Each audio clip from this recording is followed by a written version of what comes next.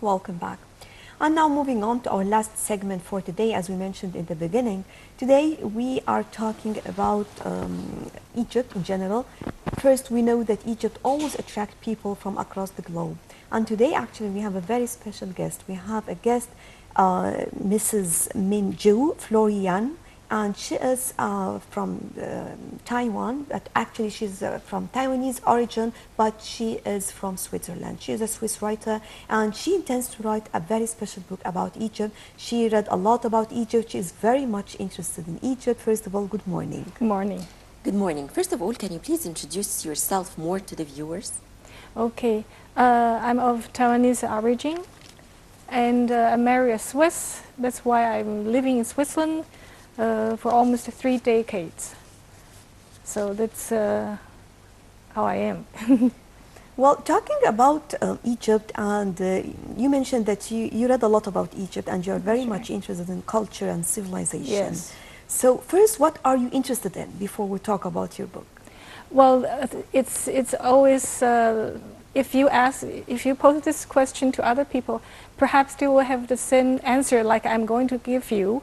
Because the view, the unique view of your landscape, and it's also because you have all this propaganda, not really propaganda. I mean this advertisement to show how your country is, and it's very impressive. So that's why I was caught by this.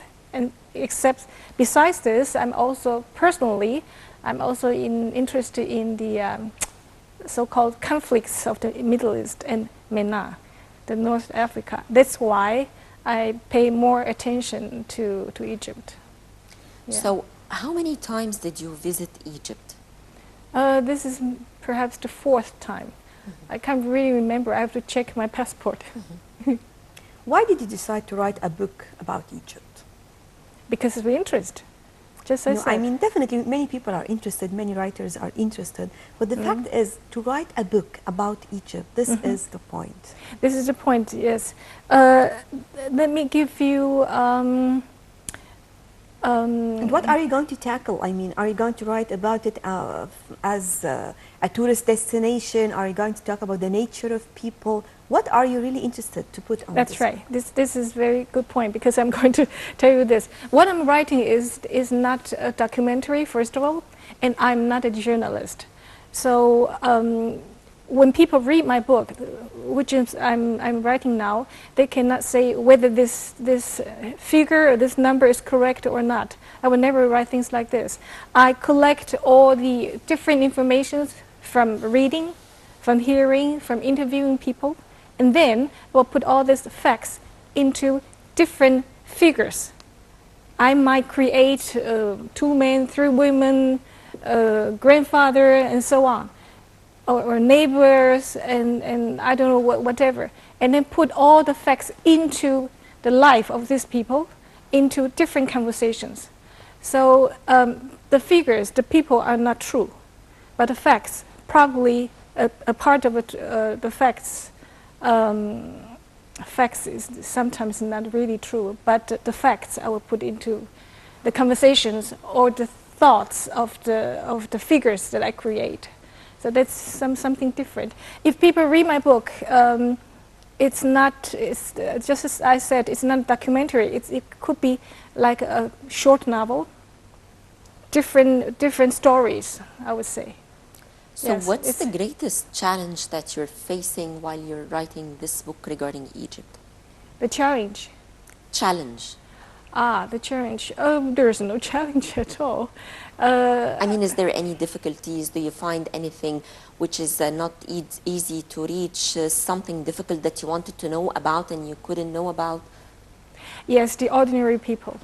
Because basically I'm here in Cairo, and I do not have a chance to reach the let's say the upper Egyptians. I would like to understand them more. But there are some restrictions. I mean, I can't travel along to somewhere and live there and so on. Is there a barrier of the language, for example, or you know Arabic, so you know how to ask people or talk to them? You mean this kind of challenge? That's a challenge. You're right. I need always a driver, and also a translator. So it's not easy to move around. Yes, that's it. But tell us more about Swiss people, because they have a different nature, just as we all know. So when it comes to tourism, for example, what are they interested in, and what do they need? Just how can we put our marketing campaign, for example, for Switzerland to attract more people? Because Switzerland is one of the most important countries when it comes to tourists. Yes. Number of tourists entering the country every year, definitely they rank number 1 or 2 across the globe. Oh, yeah. Okay, it's not only for Swiss people. I think you have to speak to those people in different cultures. Find out what they think, what they're interested in, and bring them to Egypt.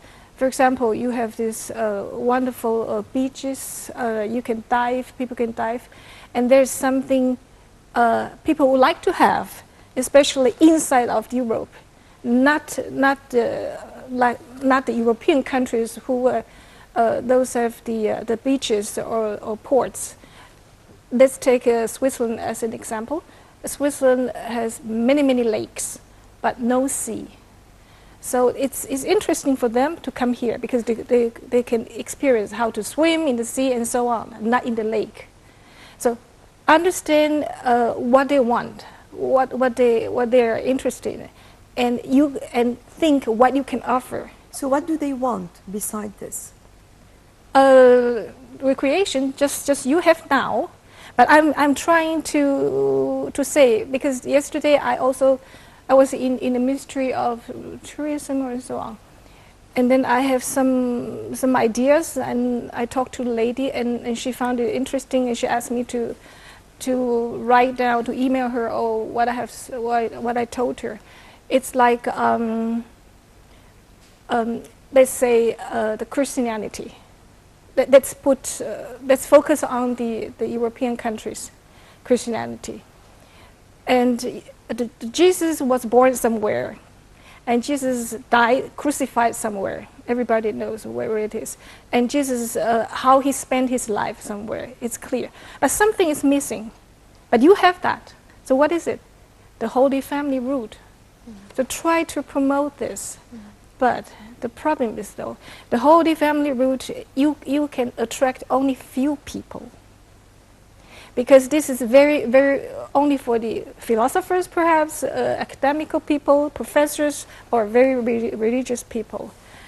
But it's an important part of Christianity. So how can you reach this part, important part, to the wider tourists from this Christian culture?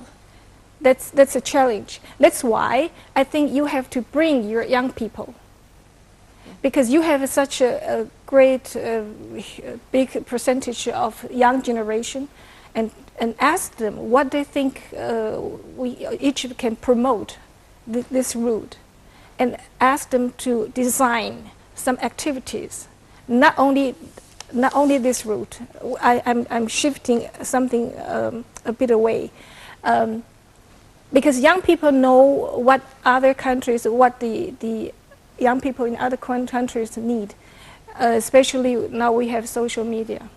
Right, they have contacts, so the connection is very easy, and they can contact with those people very easily. So the young people know how the young people in other countries want or need.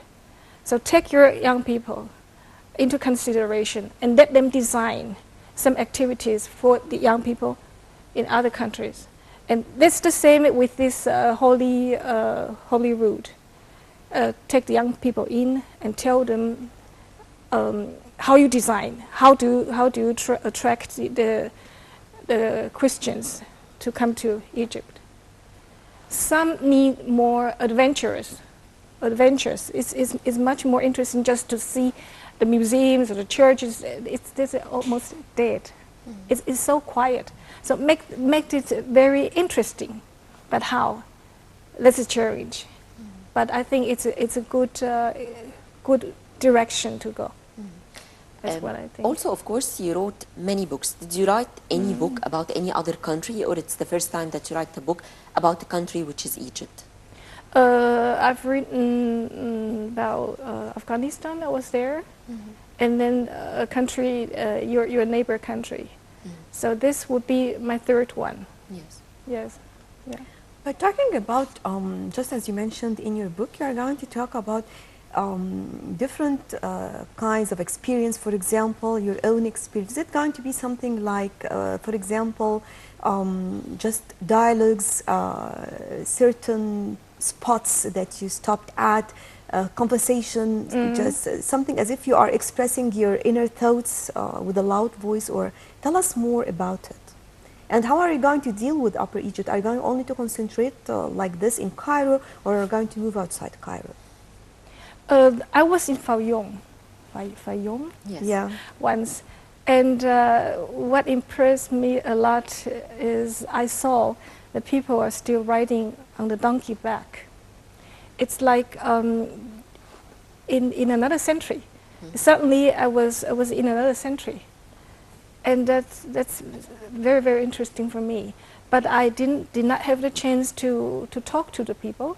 I think it's also something to do with your tourism. If you can have a program to let people like me, or the same sort of people, and talk to them and try to live their life. Like you can design the whole week, and you will live in such a house, and you will do what your neighbor are doing. So experience something different. That would be very interesting. Yes. So how long are you staying here in Egypt? Until This you time. finish the book? Yes, Sorry? this time. This time, Yes. this is the last day. Okay. Today is the last day. And are you participating in any of the events taking place here in Egypt? For example, the Cairo Film Festival or anything like this? I'm going to. I'm trying to go there to the Opera House this evening, but I'm not sure whether I have time. I have still some appointments. But what do you think of the Egyptian people in general? Definitely, this has to. You will write about Egyptian people, about the nature, the way they are thinking, the way they are dealing with people. Definitely, there must be a chapter that will tackle this, right? That's right. What is your impression? They're ready to help. It's very incredible. It's very impressive. They're ready to help. Let me give you the example of my little travel to Fayoum. I would like to see to visit an institute, but actually this institute did not exist anymore. But my travel guide took me there, and he tried so hard to find this. He couldn't find it. He asked many people. And then finally, we did end up meeting some people beside the streets. They were doing something. I can't remember exactly. But one of them said, "I will show you." He knew. So he got on our car, and we went there, and we found it. And suddenly, I didn't see this person. So I asked my travel guide, where's this person? He said, well, he doesn't know either. It's just disappeared. But there was a long way. I mean, from where we met him until we arrived, where the place we arrived. It's a long way. And I had no idea until now, no idea how he came back there. And it's not an acquaintance, it's just somebody there. So it's very impressive. He doesn't calculate how much time he will spend, and he doesn't ask for. He just helped, and that's yes, it. he didn't ask for anything. That's very, very impressive. Yes. So, of course, as a writer, you wrote many books. So, what's the most important book that you wrote? The one that took you maybe longest time or nearest to your heart? What's the most important one? Every book is important to me, but the book which took me the longest time is the one about Afghanistan, because I interview a Swiss journalist about 11 times perhaps. I went to Zurich and talked to him many times, several times.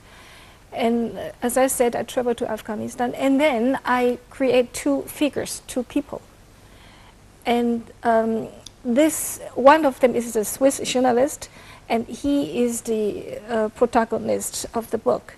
And his thoughts or his conversation with other people, with the people in Afghanistan, was my subject in that book. But it took at least 10 years from I collected the information till I wrote it, because it was such a challenge. There are two men, I'm a woman. How do I get into the soul of these two men? It was not easy. Mm-hmm. That was a challenge. Yeah. Yes. And talking again about Egypt, about the different places here, how do you evaluate the marketing campaigns in general? Because just as you mentioned, you traveled to different countries, and definitely you are living in Switzerland, and the number of tourists visiting Switzerland, actually great number, and even though they do not have a lot to show, but definitely they know the know-how of this industry. So what is tourism? Yes. You mean the Swiss tourism industry? Yes. Okay. And talking about the promotion of Egypt in Switzerland.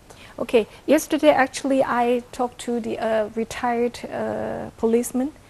He was in charge of deploying people to different police stations in Egypt.